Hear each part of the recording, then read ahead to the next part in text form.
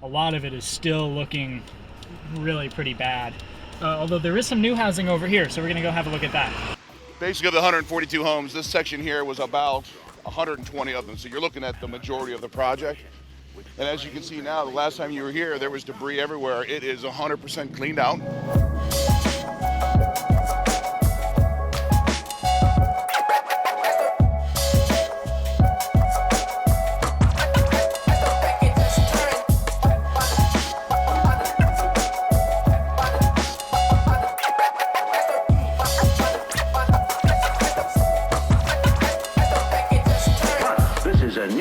And sound.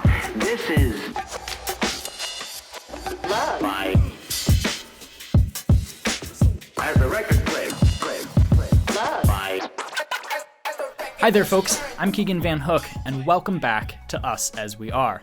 In this episode, we're going to be focusing on the Almeda Fire. It's been a little over 4 months since the fire first burned through our communities back in September, and in that time, a lot has changed. Just this month, $25 million of state funding was just approved for Jackson County to build new mixed-income housing in the affected area. So today, what we're going to do is we're going to start where the fire began and move through the burn zone all the way to the end, observing what remains to be fixed as well as what has already been rebuilt. And along the way, we'll talk to some of the people who are carrying out that rebuilding process. All right, folks, here we are. This is where Tripp and I first encountered the Almeda Fire. This is pretty near where it started, back when it was just a little grass fire in Quiet Village. This entire woodland down here was initially pretty much decimated, but it still is pretty charred, but green is slowly returning to the field. Anyway, what we're going to do is go to where we think the fire actually started, start there, and then move down through the entire burn zone and just check out what ruins remain as well as what has been rebuilt. So come on, let's go. This is the burn zone, getting close to the Bear Creek Greenway. The Greenway bike path is right over there. The Greenway essentially was the line that the fire basically followed all the way down through Talent and Phoenix, so that's the line that we're going to continue following today. Next stop, Talent. We're going to go find out what things are looking like there and how the rebuild is going. Okay, we're in Talent now, and as you probably saw in some of the last shots Tripp just grabbed, a lot of it is still looking really pretty bad. Although there is some new housing over here, so we're going to go have a look at that.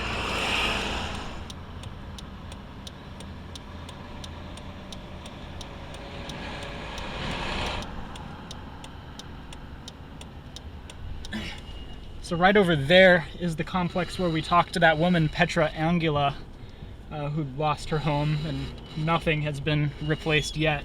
She said she was moving on. She was going to go and try and find a place in Medford.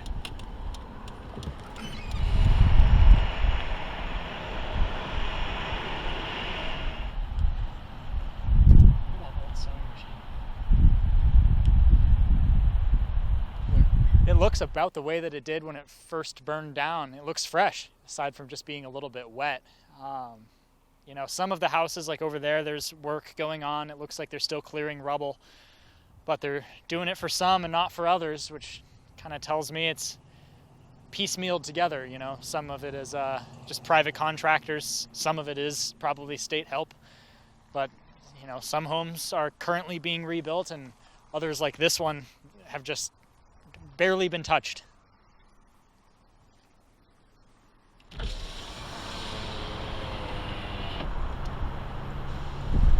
This one's been totally ripped out. Bunton Construction LLC. They've torn out all the debris and they're getting ready to put something in. Looks like there's actually some construction going on over here.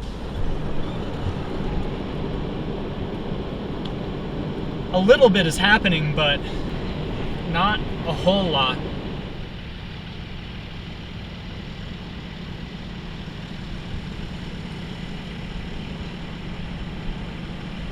So the work is being done in a very kind of spotty way. Most of the destruction is still very evident, but every once in a while you'll find a property that's had everything scooped out and totally cleaned up, and a few of them that are actually fully in a phase of construction where they're coming back together. But in some of these places, like especially this trailer park we're in now, it just really doesn't look like much has changed at all. All right, we're moving on from Talent and heading into Phoenix now. We just got booted out of one of the under construction areas because it is a construction site, of course. He gave us some useful information, but unfortunately didn't get it on camera. Anyway, on to Phoenix. A lot of this stuff, yeah, right over here, got totally burned out, like right in the downtown. Phoenix got hit really hard by this whole thing. We're gonna have to double back in order to actually see the real downtown. I'm turning into the city center. Oh, we'll just do the loop. Puck's Donuts totally gone. All fenced in. Yeah, a lot of this is not changed at all. There's that cool Tucky out place. Yeah. We're looking for a bear. Bear? Yeah. The white truck? White truck's on a little machine, but hang on just a sec. I got this guy. He's going to be rolling right up in here and he's getting out of our way. Sure thing.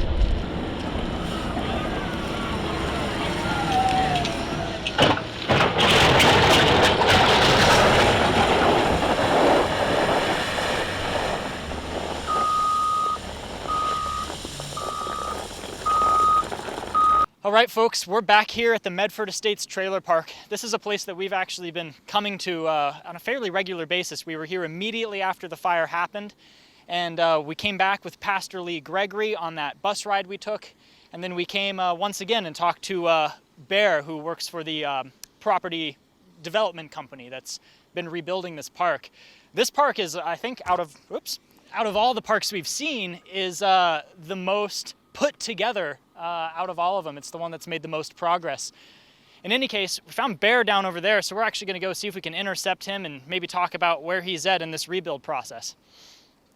Before we fully start, why don't you once again, just for our viewers, let us know who you are, and we talked to you before, but just reintroduce yourself. My name is Bear Klinge, and I'm with Bach Development out of Tampa, Florida. And we're in charge of the cleanup of this project, which is Medford Estates, 142 homes that burned down. All right, show us the progress. Basically, of the 142 homes, this section here was about 120 of them. So you're looking at the majority of the project. And as you can see now, the last time you were here, there was debris everywhere. It is 100% cleaned out. And right now what we're doing is we're putting down crushed rock over the entire property. That's for erosion control. So when it rains, all this mud doesn't wash out and get into Bear Creek. You know, trying to keep it eco-friendly. But, you know, it's cleared out. It's basically over here. PGE is starting to dig into power, or not PGE. Your power company here is Pacific Power. And they're now digging into power for those first homes that are going in that back corner. So there's 20 homes headed to this park in about 2 weeks. Okay. They'll start getting installed roughly in about 3 weeks. And hopefully within 30 days after that, there'll be new residents here. And they'll just start, you know, going up that back road, filling it with homes. The next 20 are already on order. They're being built right now, and we'll try to get 100 homes in here before the end of next year. So I think the last time we talked to you, you mentioned your estimation for these homes was going to be sometime in the beginning of January. I think, you know, you're a little behind that. Where are you kind of in that timeline? Well, so the way it happens is with manufactured homes, they get built in a factory, and you're beholden to their timelines. And obviously in this little corridor here, there was 2,700 manufactured homes that burned down. So you can imagine how fast and furious people started ordering homes. And there was already a 6-month backlog in the Pacific Northwest for manufactured housing. Actually, the entire country is that backlog. So they've opened up a few more assembly lines and started producing extra homes to come down to the Medford area. So there was a little bit of a delay in getting them here at the beginning of January, which is fine because the power company is only now getting the power in, and we can't put the homes in until the power's in anyway, so it didn't really delay anything. So as it sits right now, probably mid-January, they're scheduled for those first 20 homes to come in. They'll arrive, and then we have to install them into the ground and put in the driveways and the carports and the sheds, build the steps, do the interiors. So there's some work to be done. That phase will probably start, I would say, roughly around February 1st. And it takes about 30 days to get the first ones up and ready for sale. So is this land, like behind us here, is that ready for homes to go down, or does power still have to be put in? So depending on the section that you're looking at. Gotcha. So this particular section happens to have power. Only reason being, unlike most of these other properties here, Medford Estates had a large amount of homes that didn't get burned down. So there's 55 homes in the back that all the power got burned out with the fire. So the power company had to come in and get power to the back of this park right away. So this is the path they came in. You see all the new transformers that run down this tree line. So, within 24 hours, they had new power to the back of the park. All the rest of the power, sewer, water is destroyed. So, now they're going back and getting power to put in for the new homes. New water, new sewer lines, new power to everything. New gas lines, new cable, new phone lines, the whole deal. Are you doing what's up here as well? Yeah, so this morning, this all looked like that. Oh, wow. Okay? So it being flat like this just happened today? Yeah, it just happened today. So it was flat. You can still see the stuff that isn't covered with rock over here, the darker. We have about 18 to 24 inches of mud because we were working on this through the rainy season. Luckily, those first set of homes that are coming in, we did that portion of the property 3 months ago. So we were able to get off of it before the rains came. So that ground is still hard enough to hold a home. These other pieces of property really have to sit and get the sun to dry them out. So you're talking like later in February into March. So right now what the process is, because if you walked out into that mud, you would sink down to your shin. Oh, wow. Some areas are better than others. Some it's 3 inches and some it's 18 inches. But we have it planned out where our homes are going on the hard spots. And we'll have to give this a few months for the next harder areas to dry out. And then some areas even maybe like 6 months till summertime comes. So what the process is, you get this, crushed rock basically spread across it all. And it allows it to wick the water out and evaporate out and harden underneath. Then we'll have to come back again, grade it all back out, compact it down, put more rock on it. So it's a process to get it to, home ready. So if I understand you correctly, the land over there it has been ready to go in terms of putting new homes on it as far as, but you're just waiting for the power and for the homes to actually be available. That is correct. Okay. And we started the process back there 3 months ago. Right. So those were the first homes that got taken out and the land got scraped. That happened in October, early November before all the rains came. So we were able to scrape that, get it clear, get off of it, and move on. Once the rains come and you have heavy equipment like you see, you basically just start sinking in. You create mud. So knowing the homes were coming there first, we did that on purpose first, so that now we can put homes in there right away. So as soon as they get that power ready here, like I said, it's 2 weeks away. These homes are coming in. Are you still contracted to do more parks going in that direction? Well, so I'll tell you what, the state and the feds have finally got together and have contacted most of these communities here. They're coming in to pay for the cleanup. Gotcha. So, which is great for a lot of these owners don't have, this is millions of dollars worth of cleanup. So like the park beside us, the guy didn't even have the funds to hire us to even get started. So it's nice that the state came in and the feds came in so that this whole area can get cleaned up.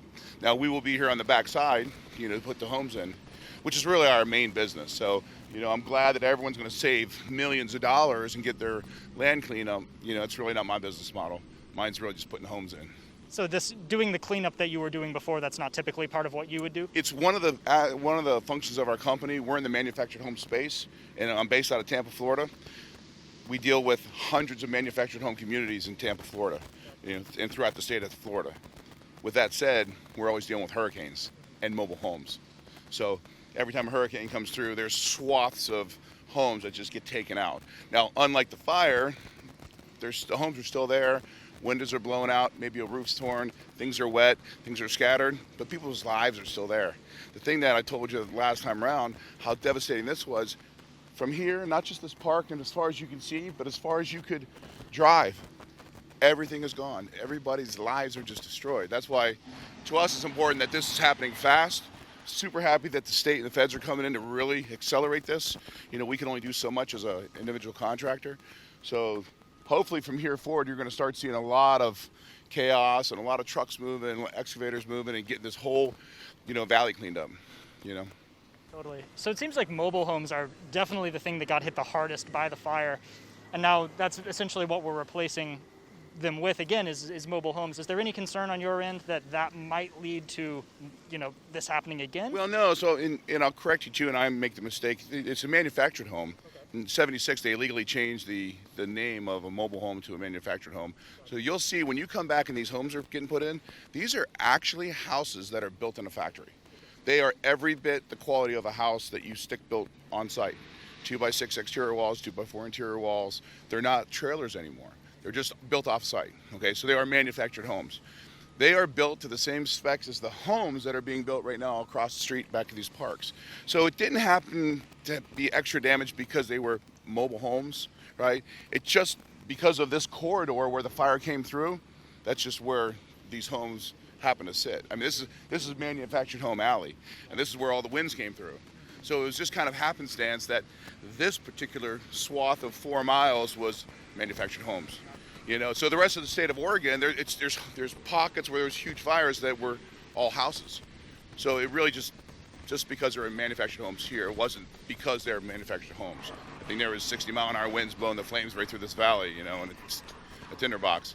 But the new homes going back in, they will be every bit the quality of and I'll be glad to take you through when we start putting them in. So you can see the quality of them, you know, they're fantastic. You know, they have the same fire rating as a house and all, it's all modern, you know. Are there any changes being made in terms of just the community as a whole and its susceptibility to fire? Are there any improvements, or is the priority just getting houses in? Yeah, just getting the houses back in. You know, the new homes that now, granted, this park, just like all the rest of them, have been here for 20, 30, 40, 50 years and have been updated over time. With this happening, you can imagine it is now, you're doing all this from scratch again. So you're really, in theory, building a new park other than the back there. So brand new clubhouse, brand new pool, all the amenities, you know, all the homes that are going in are brand new, all the streets will get redone, sewer, power, water, gas lines are all being redone. So we're really building a new, not really fixing a community, we're really building a new community, right? And with that said, all these homes that are coming in, they're all state of the art, you know? So you'll drive in this park and look like a brand new community was built, not that we fixed something that could burn down. You know, if you lose a house here, a house there, you still have a 40-year-old community with some brand new homes speckled through it. This is going to be a brand new development. So all told, how long do you think it's going to be until Phoenix and Talent look somewhat the way that they did before the fire? Well, see, that's an answer that that's a question I can't answer because I'm not in charge of all the cleanup. You know, I would say that, you know, we should be able to get in and clean up. We did this park here in 90 days. We'll be done on the 30th of this month. And we did a lot of extra stuff since I talked to you. If we were in charge, just my crew, which we had 8 people clean up this park, we did it in 90 days. You know, you do the math. So depending on how many contractors they bring in, you know, I've seen these fires before down in California, in Paradise, California, 3 years ago now.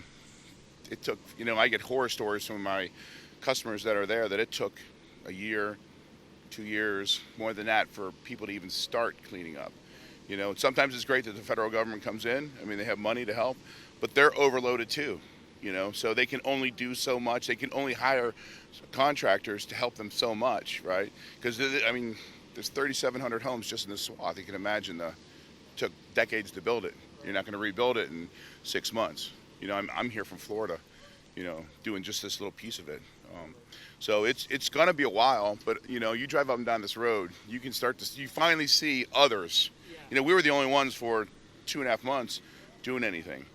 So, you know, it's kind of good to see. Now I'm driving down the road. There's a lot of little things getting cleaned up here and there. They're going to start doing some of these bigger parks. There's a big one down at the next exit down for Talent, and it's called Bear Lake. And they're a customer of ours, but the feds came in and are going to help them, and I believe they're starting this week. There's nothing existing in there whatsoever. So there's no one living in it. It's all, you know, quarantined off, and I think they started the construction this week. And that'll probably take, I can imagine, you know, it's not a private company that's doing it, you know, so there's delays. You know, if I don't get it done in an amount of time, I lose money. So I have to get it done. Sometimes the state doesn't move that fast. You know, I hope they do. But that one will probably take 6 months to maybe a year, easily. And they're the first ones that are, you know, starting to rebuild with the state. So we'll just have to see how it all goes. But it is good to see that there's a lot of cleanup starting to happen. You know, a lot of the regulations and all the red tape's getting kind of pushed aside. When we started here 3 months ago, we were the first ones.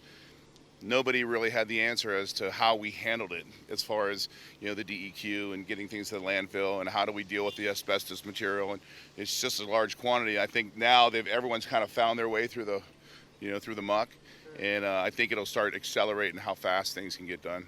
That actually leads me into another question I had, and you might not know anything about it, but zoning.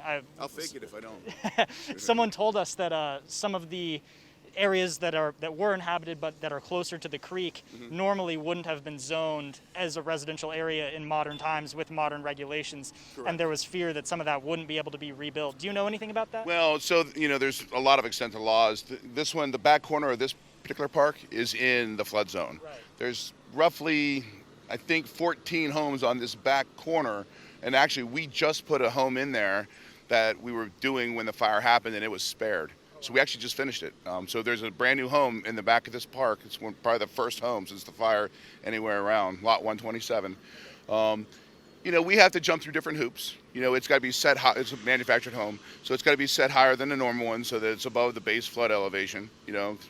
Bear Creek does flood every so many decades. It just is what it is. So there are special things that we have to take into consideration when we're putting them in. And as far as the permitting and all that, we have to follow different rules. Bear Lake that I was telling you about, that's 210, that entire park is in the flood zone. Now, they're not going to tell them they can't rebuild their park because they already had a park there. Things like that you're grandfathered in. But you could bet if there's a piece of land that was barren that's in a flood zone, and someone said, hey, I want a permit to put a mobile home park there, they're probably not going to get it now. But if you're rebuilding something, most cases they're going to let you rebuild. Cool, glad to hear that. Yeah. Well, is there anything else you want to show us? Well, that's it. So as of right now, it's kind of cool. We have these really cool machines here. These are called CAD trucks. And you can see that truck right there. That is shooting this rock. Oh, wow. So this is 1.5 inch crushed rock. And that truck right there that you can see that spout, it can shoot it 100 feet from that truck. Because this land is so wet and soft and muddy, you can't get equipment up in it to spread rock around. So you got to bring these trucks in, and they can literally shoot it and they go back and forth and just spread it from the truck. It's pretty neat. It's a really neat piece of machinery. Conveyor on the inside that's pulling the material out of the hopper to the secondary arm that's fully articulating. Yeah. That thing can go side to side, 180 degrees, and up and down. And he's also controlling with that remote control. He's controlling the speed of that belt, and then the movement of the arm. So he can place that material anywhere he wants it at any thickness. You see, he's walking out there. He's making sure he's not covering sewers, making sure he's not doing any damage where he can. So he's looking exactly what he's doing with that remote control. Pretty incredible. Just trying to cover the ground with a good amount of rock, get rid of some of this water, mud, get it ready for some homes to come in. It strikes me that would be kind of fun to control, is it? It's just a big remote control car. Nice. Yeah. But that's it. It's that the cleanup itself is theoretically done. This ground cover will take it'd probably take 5 more days. This whole park will be covered, and then the new homes come in. Well, Bear, I want to thank you for talking to me again, and we'll inevitably be back to take a look at the new homes when they're in. Awesome. Let me know, and I'll walk you through some homes and show you what they look like. They're pretty amazing. Sweet. Thank you. Cool. Thanks, guys. Well, it looks like there's still a lot of progress yet to be made in the Almeda Fire burn zone, but that the real push on reconstruction is kind of just beginning. With that, I think that'll do it for this noisy but informative episode of Us As We Are. Of course, before we go, I do want to mention that we have a Patreon page, so if you like what we do here and want to see us continue to do more of it and make it even better, we could really use your support. For our supporters, we'll be doing a monthly recap podcast wherein Tripp and I discuss the events from this show, but from our perspective. Additionally, if you like space and you like science, next Friday, the 22nd, we're going to be releasing another episode of our Crossed Signals series, this time discussing the issue of solar storms and the potential problems they could create for our civilization. So if you want to see something that's a little bit different from the norm here, but still informative, consider checking it out. Otherwise, subscribe if you want to see more Us As We Are and other documentary content. Like this video if you liked it, and I've been Keegan Van Hook. This is Us As We Are, and we'll see you in the next one.